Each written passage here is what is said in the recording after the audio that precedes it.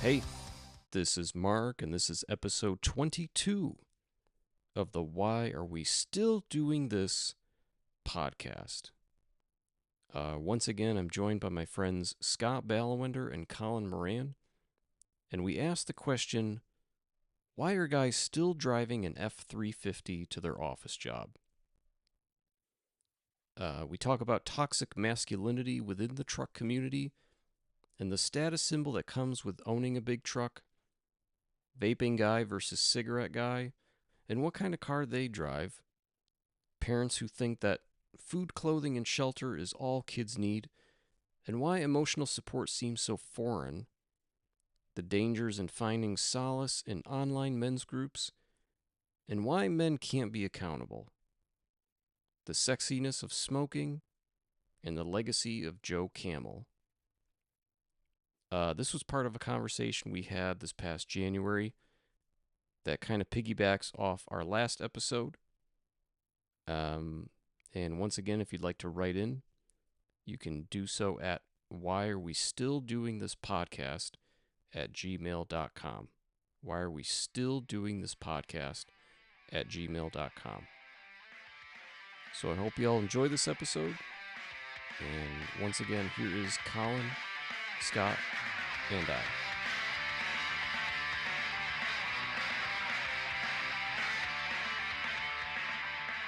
What, cigarettes? Yeah. I don't smoke around Brixton as much as Yeah. I have, because she left me a note in my room. So Dreaded note. I'll actually read the note. You want to read it? Yeah. So, I used to hide smoking from Brixton up until she was 3 or 4. And then I just got to a point where I'm a smoker, and I started smoking in front of my child. Mm-hmm. And now Brixton's 12. And it's only like 2 weeks ago, she was sending me screenshots of smoking versus vaping and whether one or not is better than the others. And she wants me to do the better one. And this is kind of like the first time she's ever really been concerned about my smoking. And I'm wondering why she's having this discussion with me. So I go up to my room, and on my bed is a folded piece of paper. It says, because she wanted me to basically become a vaping dude. And she goes, it's not that I want you to be one of those vaping guys. It's that I love you a lot more than you know, and I want to keep you forever. That's why if you choose to vape, tell me please. But can we not talk about all the feelings, because I don't like to I don't like it. It feels weird. Love Brixton. Well, I mean, she got it out, She did. to you. And yeah. Well, like you said in the band thread, when I sent that, you're like, real talk. And I'm like, that is real talk. Yeah. And so I'm trying to do the pouches in front of her more, and that'll cut out some time. I know it's still nicotine, but she has a point. I'm 46 years old, and I've been smoking for a long time. Yeah, me too. Now let's talk about the difference between a cigarette guy and a vaping guy. Let's cigarette guy is cool. Cigarette guy is cool. Okay. What's vaping guy? What does vaping guy drive? Vaping guy is a ponytail. A Nissan, no offense. An But Altima? not the SUV, more like a Sentra. Okay. In an older model. Okay. That's what I'm thinking. Cigarette guy drives, I don't know. Drives cool things. Does like he? Motorcycles. Like an old F-150? Hey, it doesn't matter. It's like whatever, work? it depends on your brand that you smoke. Like, I'm a Largo guy. I roll my own, so I should be pushing a shopping cart. Is that why? Yes, technically. Like, I just remember. but I have upgraded to a Camry. I just remember one of Ava's friends, her dad vapes, and I remember seeing him pull up in his car, and he's pulling up in his car, and I see him put the thing up to his mouth, and then all of a sudden he disappears. Like it's a David Copperfield act. The whole car fills up with white smoke, and then I was waiting for it when it died down. He was gonna have makeup on, like it was like a big magic act. Because he just like a wrestling entrance. Like he disappeared. Yeah, he had his own pyro. I was like, oh God, that's gross. It's these massive flavored clouds. And she has researched, that in tobacco there's X amount of chemicals, and in vaping there's X amount of chemicals. But I was trying to explain to her the difference between cigarette guy and vaping guy. Because vaping guy is a choice to be made in public. You're letting the world know that you were a vaping guy. Yeah. Where cigarette guy still has like a foothold in history. It's like the James Deans and all the old photos of Yeah, cigarette smoking yeah. used to be sexy and the way movies have made cigarettes look good. Yeah, but now vaping is sexy, and But the you don't cigarette see- guy is the guy over in the corner. Yeah, he's gotta- to stand by himself, and Well, everyone vaping guys stares not and in the judges him. movies. No. Vaping, there's no movies with vaping guys. Well, that's- like you don't see, a grizzled William Dafoe go. Well, that's the thing. I think that like you said, like if you're gonna smoke cigarettes, you got to go over in the corner. You got to go outside of the bar. Whereas I feel like the vaping people, they're still trying to be like. They're trying to hide it. Like I saw, we were at a baseball game, and someone I know, like they took a huge hit off of vape, and I was like, "Oh, you really?" But then it was just like they're trying to hide it, and then then all of a sudden the pyro goes off. How do you hide that? You know? It's like finding out one of your friends is racist. I know. You're just like, Oh man, darn it. you like Tucker Carlson too? It's just, I bought the pouches. Yeah. And now I'm a pouch cigarette guy. I've used the pouches for a long time though. So So these are good if you can't get a cigarette in for a while. And how much is that right there? well, these are 6 milligrams, which by pouch meme standards is where you want to be because they make fun of those who do 3s. I've seen these on the I internet. have no though. idea what you just said. So like there's a hierarchy in pouch land. All right. There's us 6 milligram guys, and then there's the 3 milligram guys. And there's actually memes that make fun, like why don't you take your 3 milligram Zims and go away. What kind of car does the 3 milligram guy drive compared to the 6 milligram guy? Well, I'm probably an exception to the rule, but I'd say 3 milligram guys are sedans and 6 milligram guys, but it would be trucks. Here's the thing. You can go online and get Russian ones that are 50 milligrams 50? per pouch. Oh, per pouch. No, these are 6s. Oh, I'm So thinking there's container 50s. per pouch. Oh, There's God. 50s. Like who in their right mind would lip a 50 milligram? Oh. Well, I always tell people this story about Kevin and how much money he estimated he spent on Chew. and it was something like $45,000 Easily. Yeah, and Chew went through the roof too there before cigarettes did. Like cigarettes, have you seen the cost of a tin? no. Some tins go upwards of $22, $23 a tin. And how long would that last someone on average? God, I'm How trying long would it take Kevin? to think. I don't know. Towards the end, maybe a day and a half. Day and a half for it. Well, him and Scott didn't even spit the spit after a while. I know. They could swallow it. That was the worst. They would purposefully Right. swallow the spit. Instead of going to a spittoon. There was a long time period where they Okay. both were on spittoons. Cup, Yeah, yeah. a bottle, or whatever. Oh, yeah. Then there comes a point where you just start swallowing it, and you don't spit it out. Because you've built up a tolerance, Yeah. you got lazy. What like Because you become super nicotine man. It's just the amount of nicotine in a tin of chewing tobacco is far beyond a pack of cigarettes. Sure, It's huge. So your body's just like, we are doing it. We are. I just We are 50% nicotine and 50% hemoglobin. Now they would drive an F350. Yeah, or an old Honda Passport, Yeah, that's right. or an Isn't that what he Isuzu had? Rodeo. Isuzu Rodeo. Yeah, but An old Bronco. yeah.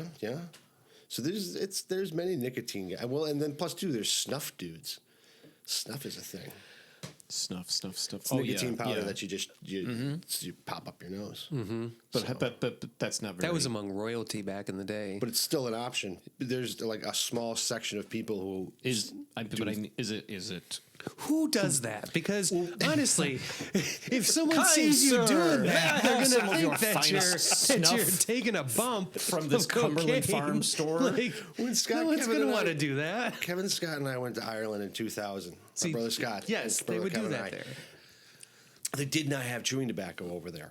They had this thing called a plug, which was a hard rubber square, and you were supposed to and that was your thing. But then we found snuff. Oh my God. And we bought some snuff, and it's a very fine powder. Yeah. And we doing the whole, and it's not work. It's You have to have like a spoon. Did Kevin know this when, like, before he went over there? I don't think there was any availability or research. This was 2000, so yeah, the nascent internet was infancy not of what it the was. internet. Yeah, but no, they ended up smoking cigarettes by the end of the trip.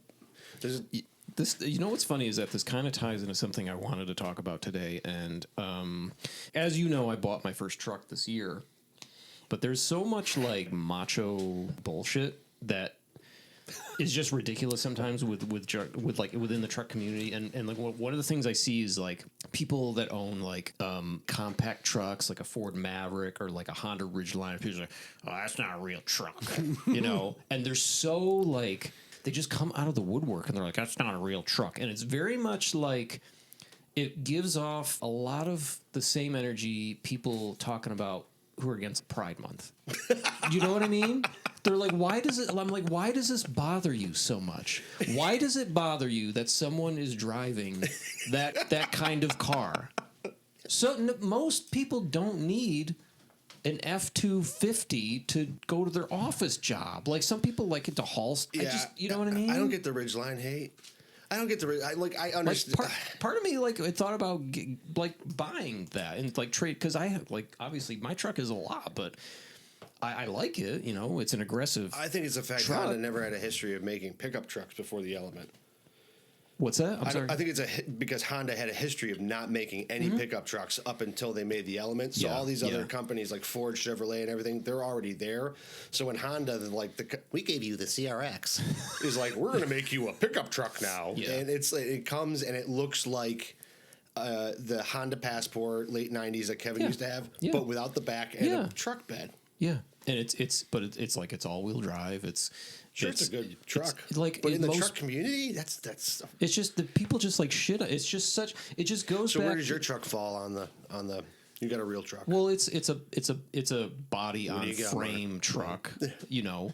But I feel like it's like almost too much for me because I'm not like I don't haul anything. What do you have again? It's a Frontier. Nissan, yeah, but it's like it's got all like the bells and whistles, which is nice, but it's got like off-road capabilities. Do they shit on, or do they crap on Nissan Frontiers? So, some people will. I don't know, but it's like they're like, oh, it's not Toyota, or I don't know.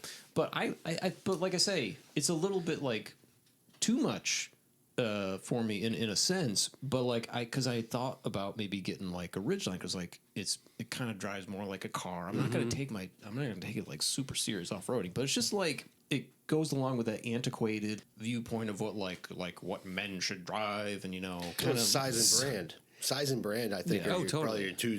Because if you got a tiny Nissan, you got a tiny little Japanese. Well, it was truck. funny because Ava told me, she's like, "Oh, me and Reagan were talking about how your truck is something that like 17-year-old girls drive." I'm like, "What?" No. I was like, "No." I don't really see that. I think your truck. I think at first it would.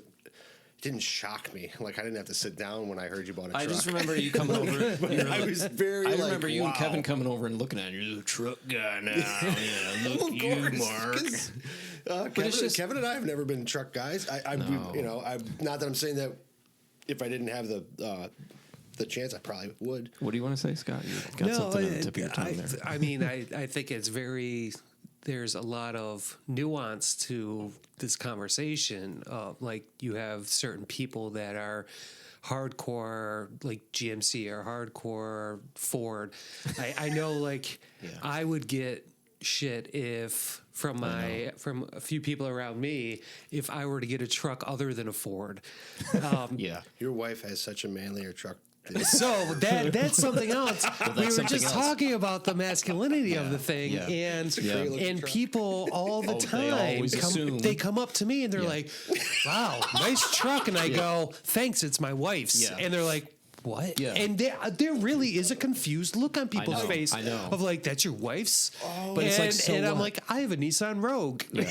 Which, again, those people that want me to get a Ford may give me crap at times for having a Nissan Rogue. But I love it because I can zip around, you know? And that's the thing. I kind of miss driving a little sporty SUV. I think some of the people that come out are like, they can like bust my balls and be like, excuse me. They'll like bust my balls, be like, whatever. You drive a this or you drive a that, and that's one thing. But just the energy that I see a lot in like the online truck communities, it's so like serious, and I'm like, dude, it's tied into people's dads. It's tied into their lineage. It's People definitely, don't just like develop their brand. Like it's like Ford, Chevy, GMC. Well, my brother-in-law, his father, Ford guy, and they pass it on. They worked on the. That was pickup that trucks connection. together. That was the connection. They They fixed had. them together, and people used to use their pickup trucks for stuff. Oh yeah. People, if you had a pickup truck, you used it for things. Not like it is nowadays, where like you just see a lot of people in pickup trucks. I don't think they're doing anything with the bed of that freaking truck. No, there's no reason to own that truck. No, there's not. But there's that status symbol that's also associated with having these large trucks. When you've done travel softball. Oh yeah. Look at the parking lots. Yeah. That is it on display. It radiates it. Like, I know. I remember the first time I ever took Ava to a father-daughter dance, and I pulled into the parking lot. It looked like a used truck lot. Yeah. Like I was the only car there that was like not a full-size truck. Yeah. You know. But I mean, I understand if you like it, that's fine. But I just feel like the people are so like, it's just such back of the classroom vibes. It's an extension of masculinity. Yeah. It's very much so. And I'm not saying for some, I'm sure it's compensation, but for a lot of people, it's the extension. It's the affluent representation too. If you have enough money to buy a big truck now, you look like you're doing well. Yeah. You can pull it into a cracker box of a house. But people are like, he's got a nice truck. Mm-hmm. Yeah. And it's got his business's name right on the side. Mm-hmm. This is coming from I had a Jeep for 12 years. I'm a Jeep guy. But well, and so that gets to another point is that there are some people that fine car. You just enjoy that specific brand. You're used to it. Like with Jeeps. Jeep is my brand. Jeep's for you. Yeah. I haven't necessarily found that for myself. Although I would love one of those Jeep trucks. Which ones? Like the big it's SUV now. It doesn't have to be huge. Are you talking the old school Comanche? No. No, it's the old school Comanche. It's a Jeep with the truck bed. Yeah. You've seen a Wrangler style. It's a Jeep Wrangler with a truck bed. Yeah. They're really long. They got a really long wheelbase, but it's I don't know if I trust. Bridget would love me to get a Jeep though. That's always been one of her things. Yeah. I don't even know what they're like now. The Jeeps, like the quality. But I love I love the SUVs. Yeah, I think if anything, a lot of times I don't like GMC or Chevy because I haven't had good experiences with those cars and like the SUVs in the past. But I wouldn't mind a Ford Explorer or Escape because I've had some really good cars like that too. Like it's all about the function for me. And how many times do I have to go get it fixed? You can be a truck guy. Oh, I could totally. I am a truck guy. My wife has one. Did you hear that part of the conversation? I drive it a lot. Do you feel like did your chest puff up a little bit more when you're in the truck? Because you're like, it's going to be so tough finding a parking space with this massive truck. I got my flannel shirt and my beard. I'll tell you, that's where some arguments happen is when you're trying to park the truck with your wife next to you. That is one of the toughest things in life. I usually drive the Rogue. I know, and I can just pull right in, and it's not an issue. With the truck, I'm going to have to take up 2 spots. I have to. No, that's funny. A number of years ago, Scott, you used to do. We were just talking about masculinity and stuff like that. You used to do like men's groups. I did, yeah. What did that look like? Like, can you talk a little bit about like how many people would you have, like what the focus was in that? Because it just kind of ties into what we were talking about a little bit. But. Yeah, I actually a buddy of mine who runs that program in Pittsfield had asked me if I wanted to do some groups, and it was actually one of the first times I had facilitated a real group. I had a good background in talking about relationships because that's what this group was about. It was the Intimate Partners, IPAEP. Intimate Partners Awareness Educational Program. Intimate Partners Awareness Educational IPA. Program. Intimate Partners Awareness. That's a good way to draw men in. That's very true. Come to this group with me. What's it called? IPA. So it was myself and another facilitator. This is an India Pale Ale. There's only water here. No snacks. Water and coffee. And then you just see they get in, they realize, and they turn around. They're just Scotty locking the door. Yeah. I did not have to because they were court ordered to be there. Oh, Hi-yo. that's one way to get attendance. And it was for men specifically that had been charged with domestic violence or assault, or stalking, anything like that Really? towards an intimate partner. Yeah. Wow. So if there was a restraining order, sometimes the judge will order this based on what has happened with the couple. So what's the goal Yeah, for what's some of good? these people? To not beat on their Sure. intimate partner, Yeah. you know, to actually, to actually like learn how relationships work. Yeah. Because relationships are tough, and Do you have a curriculum that you go by? so they do have a curriculum there, but I have my background in marriage and family therapy, so I would kind of supplement what the curriculum was talking about, and I would facilitate a lot of the conversations and back and forths.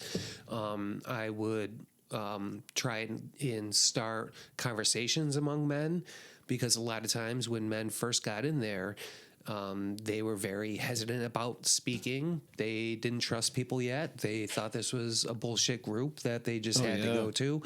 And I would say like 80% of the people that finished this program really had a connection, you know, with the other men in that program, and kind of got it a little bit more. Well, I can imagine that is probably pretty difficult, because I'm sure a lot of them come in with a lot of those antiquated Yes. views of what relationships and marriages should be, you know. Did you like on the first day like come in the room and like grab a chair and like swing around and sit on it backwards? You're like, this isn't your regular guys. IPA class. Who was the first rapper? Did you know it was Shakespeare? Yeah, how do you like- how do you make that fun? You know, like my name's Scotty. You don't have to call me Mr. Yates. But yeah, You're not that far off, but I don't turn my chair around. So I I'm think approachable. Well, it's interesting that you talk about the hesitancy for them to commit early on in the class. Yeah. What was it like towards the what do you think your turnover rate was towards the end? How many? I did it for I think two or 3 years, and there was maybe 1 or 2 guys that ended up coming back at that time. So Wow. I believe it was within a year, you know. But also you got to think about like what was the relationship that they were in? Were their kids involved? Sometimes it was it didn't. Sometimes it had to deal with kids, so they really had to go through this program and work for this so that they could see their kids again or have more time. And it's a 40-week program. Like, you don't graduate until 40 weeks, and you can only miss 3. once a week. And if you miss, it's once a week. Yeah. And if you miss 3 meetings, then you got to start all over again. Oh, Yeah. cow. So, I mean, that is a huge incentive to keep coming. And they did work with people's schedules and stuff, you know, if people had to work. It was on, they had those. Or is it like an hour? No, I mean, how long are you- it was from 5 to 8, so 3 hours. Yeah, with like maybe a 15, 20-minute break. Feed them dinner. No. Oh, seriously, you like that's a rough time. Yeah. It was It's a hungry tough. time. I was going to say you could say you can bring your hungry man Well, people could. television dinners We'll here. have a We'll have a microwave. microwave for you. They Because did. They had we know snacks. that's what They you're did have a eating. microwave. Yeah, you know. Well, I was going to say they probably see you showing up in your Nissan Rogue and you're like, what does this guy know? I had my cross trek at the time. I think. Even better. Have a bag of pizza rolls for anyone who didn't come with anything. Yeah, you have to like go through security there. They That's had crazy, isn't they had metal detector. This was No, I where? mean, it's not This is in crazy. Pittsfield. Where though specifically? Down by like Crystal Lake. I think it's Crystal Lake. By like the Pfizer. Like what was the or building? not Was it Pfizer. affiliated with the court? Or It is affiliated with the court, but it's not. It wasn't next to the court. So it was. a lot of the times we would go around the group and have people share like what was going on for them, why they were there, and we'd have a lot of updates throughout the week. And so what was really good is that the men could kind of get out their frustrations. They could get out some of the issues that were going on. And then the other men who may have been there longer would help and give them advice. Like there were some real connections that were made in this group. There wasn't one time where a person who finished the 40 weeks didn't walk away and wasn't like, thanks, I really appreciated all this after it. Because again, those connections are made. And a lot of times men don't have connections or relationships, especially at our age, because they are married or in, relationships with kids and stuff. And those friendships that they had before have dissipated. I was going to say, I could see maybe the average age being somewhere around where we are now, maybe early 40s. Yeah, exactly. Because early 50s, stuff like that. Because I feel like, when you're in your 20s, I mean, there was definitely some young kids. Yeah. There was, I would say, maybe a quarter of them were fairly young. You're still messing around, but I feel like once you hit your, mid 30s, I feel like life kind of catches up with you quick if you haven't kind of figured things out on your own. And I want to say, though, it's not one-sided.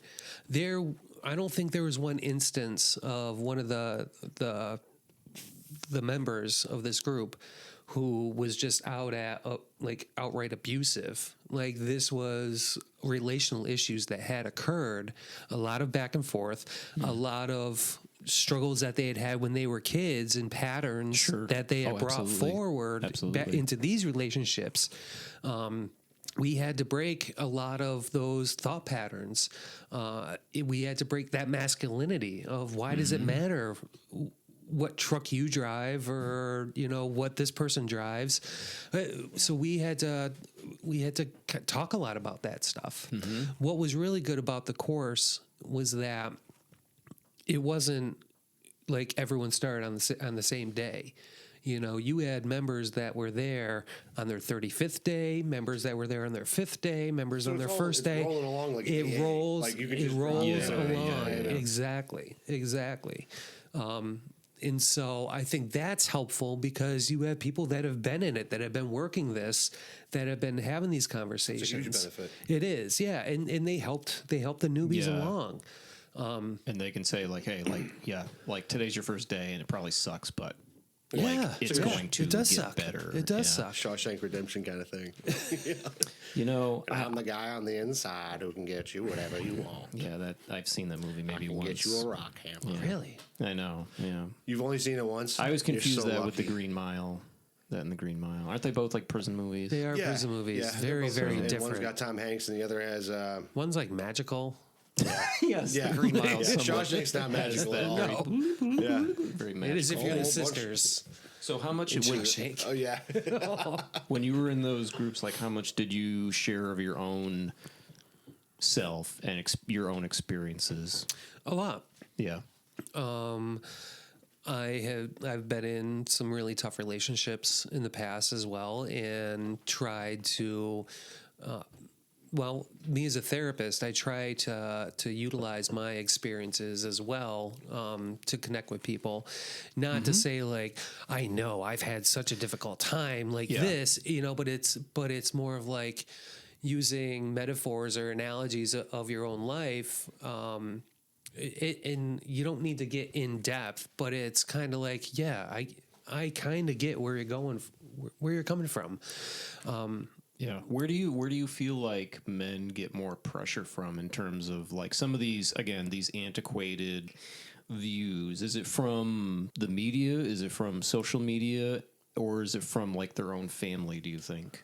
It's a combination of the both. I would agree. And I think they put the most pressure on themselves.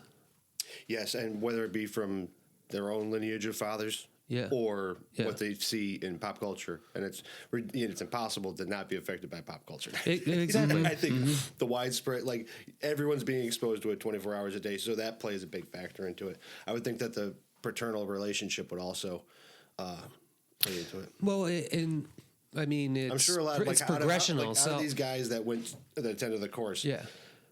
if you could throw a percentage to how many had a good relationship with their dad, or knew their father. I mean, Like or, yeah. whose let's say this, whose father had been in a positive relationship themselves.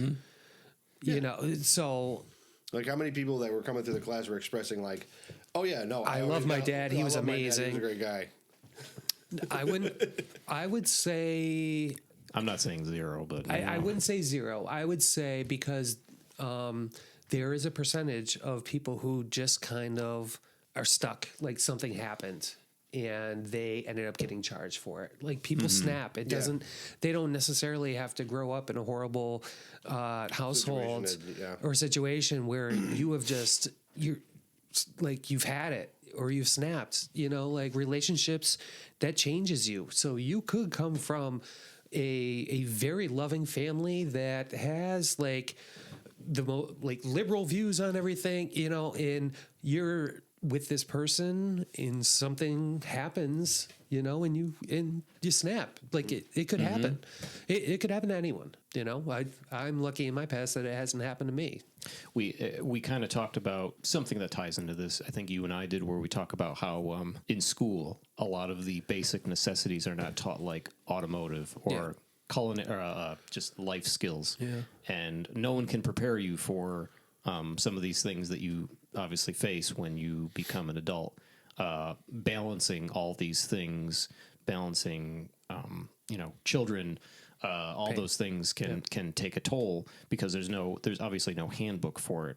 Yeah, well, there isn't a handbook. Also, though, it's the people you surround yourself with. Like, we may not grow up in the best of families, or we may grow up in some decent families, but we all grew up like. I remember one time Kevin was dating this girl. And we were at the vaping pub.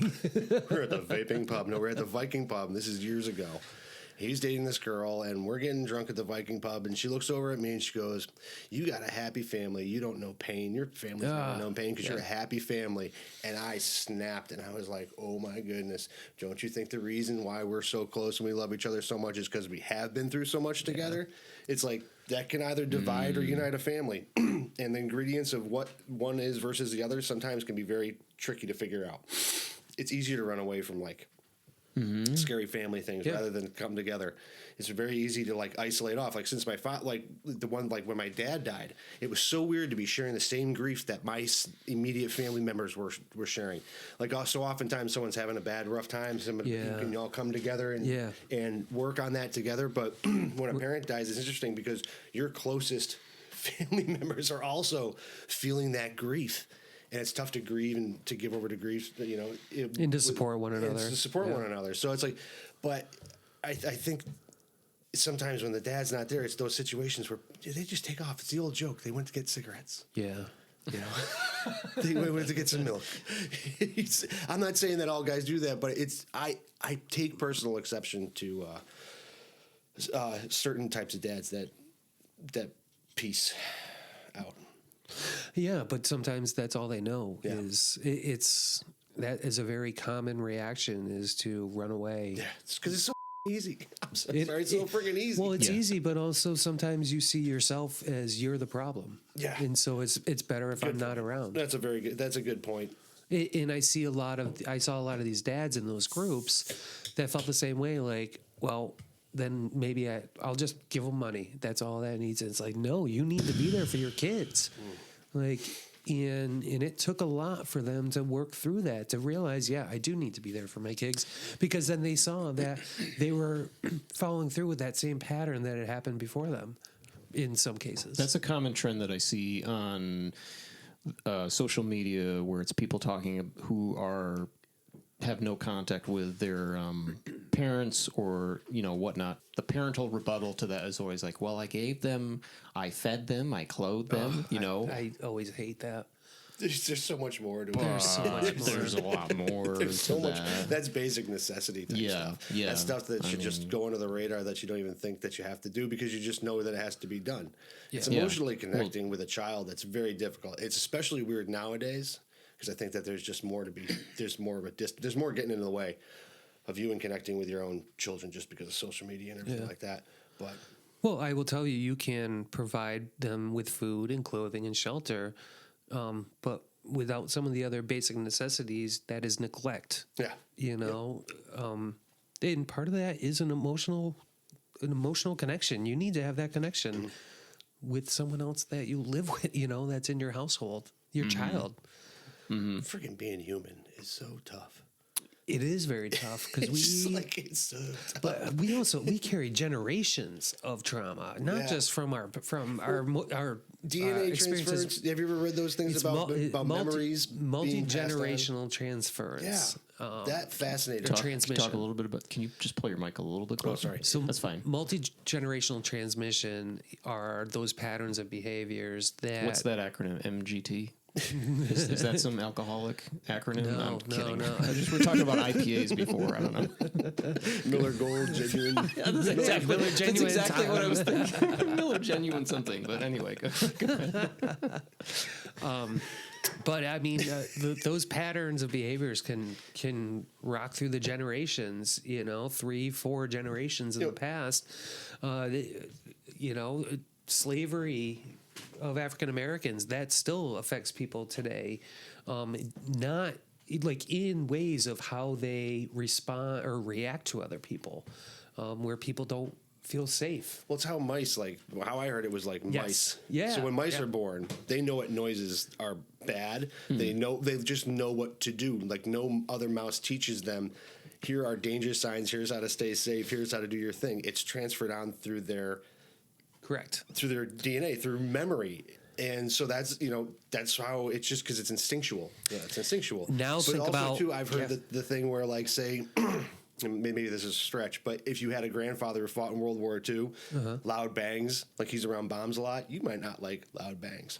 You no necessarily. Yeah, you may Or not. something like along those lines where So- some of the things that are happening to your ancestors Interesting. are having more than a physical look effect Yes. on you. They're having like a psychological Yes. an impact on your psyche. So think about that grandfather who didn't like the loud noises is now going to shield or avoid those loud noises for their kid. that's how it and therefore their kid as well, like as they're the parent, they're going to do the same thing. And I think like, that's racism in a nutshell too. I seriously like agree. that's how prejudice. Yes. The way you're saying, I'm like, Yes. oh yeah, that can go for prejudices and Because our brain is constantly looking for safety. It's trying to keep us alive. And when there's things that are not safe, we tend to pass those along. And then throughout generations and generations, it becomes a genetic thing. Yeah. You know, a lot of times what I see working with families is that those anxiety patterns are directly related. Like they have this, the parents have the same patterns that those kids have, or their grandparents have the same patterns that those kids have, and it's very, very learned. That's wild. And I've seen that among like families where adoption has occurred. You know, where those same anxiety patterns have been learned by an adopted child. So yeah, it's very interesting. Not to say that child hasn't had their own patterns, right. that were given from But they've whatever been was able to happening beforehand. But yeah, it's Brain's like a piece of clay, and people are Yes. just molding it for you. Yeah. And That's you- a great thing. Like other people are molding your clay brain. yeah, yes, Like, it's not so very much true. you. You show up blank. Humans are like what? One of the one species born 75% developed. Like a cow, when a cow is born, a cow is walking within Yeah. hours. I don't even think And it's moving 75. within I hours. wouldn't even know. say And it's knows how to feed 75%. and knows how to go to the. It is insane. Like I would say it's even less Oh, yeah. developed. yeah, right. Like 'Cause it we- takes We years. can't talk. We can't walk. We're one of the only species. Right. Yeah. Yeah. I know. I used to talk about like, oh yeah, my daughter took her 9 months to walk, but we went to the Big E and those chickens that just hatched, They're walking. they're walking right away. When I saw my Within first hours. Yeah, I went to the farm one Sunday. There was a brand new cow there, and I looked at Brix and said, "Well, a couple of days." She's like, "No, like a few hours." Yeah. and it's just standing up, can walk, that's- can do everything. You're a couple hours old. But it's because of our brains. Our brains need to develop more. Like we gave up that ability to be like genetically, we gave up that ability to be like jump right out of the womb and have to survive. It You blows know, my mind that the human race is even not like can you imagine people giving birth like thousands of years ago? I mean, just like. But I'm sure the infantile birth or the death rate of death rate was skyrocketing. Oh, yeah. But like for the ones that got it's just like, holy moly, you got to cut an umbilical cord. There's a whole thing. It's there for 9 months. It's just like. Meanwhile, cows and pigs. Who's here? Well, it's good that we have these two very vicious hounds to protect us. Thank goodness because I didn't hear the noise that was outside, but I'm sure their dog ears picked it up. Oh yes, and now they're saving us from an elderly man walking down the street carrying his groceries. That's funny. Just circling back to some of the masculinity conversation. I have a friend that he is a single dad, and sometimes he looks for support in some of these men's groups, maybe online or whatever. And I feel like sometimes there are these rabbit holes you go down with some of these groups where it's very like fringe stuff where it's, I mean, if we want to get political, it's like really far right wing ideologies. You mean like an Andrew Tate? Yeah. And I feel like that's sort of like, for men that are just have no support at all and they finally find something like that, they get kind of sucked in. You know what I'm talking about? Yeah, but also you got to think like a lot of the times these support groups, like they place blame somewhere else. And it's so much easier to place the blame on society or place the blame on that. Your ex-partner instead of like looking at yourself and it's really easy to relate to others that are like, yeah, I have always been down on my luck, I have always been in a crap job or I have like my relationships have always ended this way. So a lot of times people look at what is happening to you instead of what you may be doing. Not to say like that it always ends up that way, but you get into an echo chamber, where everyone kind of has that same story and they all feel that they've been duped or like that everything's unfair. Is that better or worse sometimes when people share war stories like that?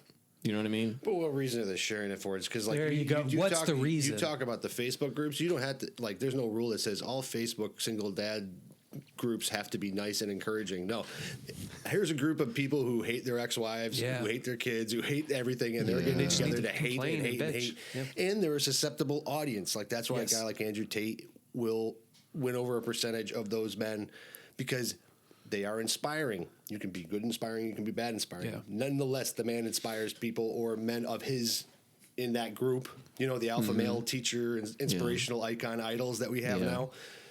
God, they can easily get in there and pull people. It's the same way with like National Front, cults. The National Front. The National Front in late 70s in England was able to grab a lot of members because they knew to go for disaffected youth.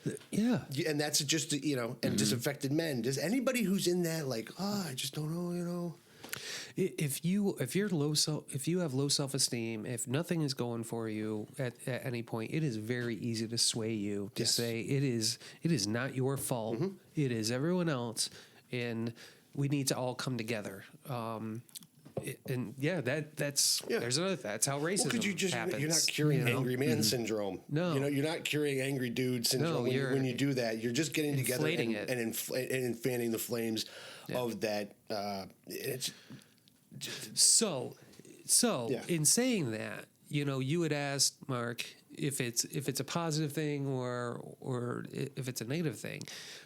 In the positive way, like this group, you can have those conversations where people can talk about their experiences, and you have someone that's helping to facilitate that. That's like kind of keeping it on point. Sure. And then you have some of those other people that have been in group for a long time. That are like, well, what about what you had done? Where was your spot in this? And so I think when you can be kind of like mirror, like put that mirror up to someone and be like, what was your part in this? That helps for someone to grow. you know, and that's the main point, is for them to grow and realize their part in these experiences. So I can see how sharing stories like that in a controlled setting where you have someone moderating, that's obviously, I can see, productive. But when you're just like rapid fire in some random Facebook group, you know, Yeah, screw that's that right. woman. That's right. Your ex-wife was a bitch. I can't believe she did that to you. You know, you get validated for that. Well, accountability is tough. It is even tough, if you're a good person. Yeah. Even if you're a good person, accountability is one of those things, because you accept to choose the weight of your own actions.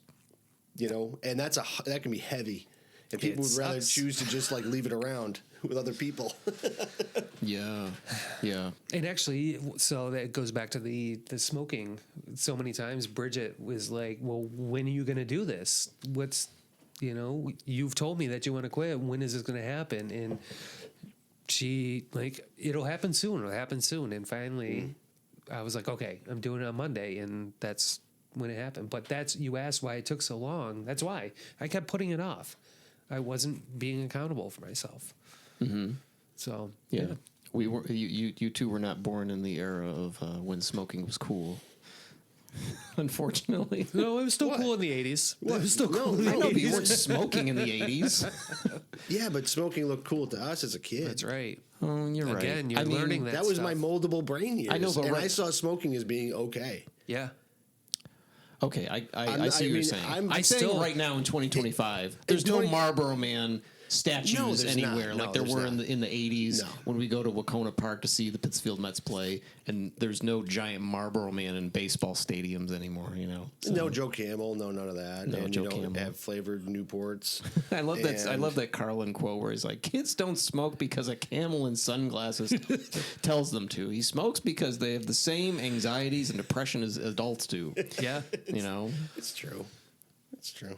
What happened to Joe Camel? I mean, when was Joe? That would be an interesting. It was the research reformation project. of all the tobacco I mean, advertising influence No, in I'm like saying the late like 90s. yeah, like when was he finally laid to rest? And like, you know, his ship was. No, there came a sailed. point where there's rules that you can't have cigarette ads like in front of the counter so little kids can read them. They got rid of all the cartoony ones.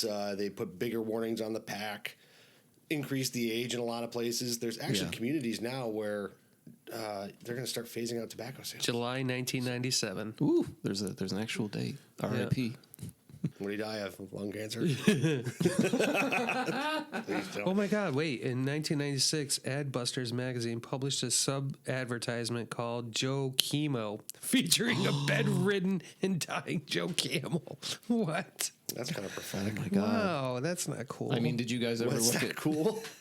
I mean, did you guys ever look at Joe Camel and be like, "Ooh, Yeah. he's one cool camel"? I think he's no. I think he was supposed to be very phallic for women. Because I've always, yeah, and also too, you never heard the controversy about if you look at a pack of Camels, there's a man with his wiener out in the camel. What? Yeah, it's a No, whole I've thing. heard of the Marlboro one where it's the Right, The this KKK, is along the same lines, yeah. but if you get a pack of Camels and Okay. it has the camel on it, Yeah. it's if you Google it. Okay. Trust So me, it's what a thing. happens if you look at that and then you play a Beatles album backwards at the same time? What happens there? It tells you to kill yourself. So, yeah. What happens? Don't tell there? my dad that. That was a Beatles controversy. fan. Oh, I was gonna say your dad smokes. Think about Joe. He was like, used no. to, yeah. Yeah. Marb Lights. Joe When did he- Camel when- was just a giant penis. Yes, thank you. I mean, if no, I know it's very like with his eyes there yes, too. Yeah. When did your dad quit? I actually was. It was right around when I was probably around 12 years old when I started okay. talking to my dad about it, and I had asthma when I was really young. And I remember him smoking in the car, and then like when I got asthma, like he used to smoke in the house, but then would just go over to the door slider and just stand inside and blow it that's a outside. smoker's It's move. such an 80s thing. I'm It just trying really to is. picture like the conversation when your dad's doing that and like what your mom's response might be if she like does she lay into him or like No, I don't think she did. that's dad's thing. Yeah, like I don't remember anything like that with my mom, like giving my dad crap about it. And I'm pretty sure from what I remember, my dad was like, "You were the reason why I decided to go to the hypnotist and do it." He did, yeah. He got hypnotized. I thought you were going to say you were the reason why I smoke, but no, okay. But so he went to a hypnotist. He went to a hypnotist and quit. Yeah, he was done. Wow. So like that day, that was his last he cigarette. went to the hypnotist at 2, came home at 4, and said, I'm done. I'm done. He was done. That's unbelievable. Yeah. I mean, I tried to be hypnotized once when we had to come to our school. Yeah, it never worked. It didn't work. It didn't work on me. Didn't work for me. No. But that's amazing. I went to see one time I saw Frank Santos, the X-rated hypnotist in Boston. You saw him in Boston? Yeah. I gotta say he's still doing it apparently, which I didn't think he was. That was funny. That's cool.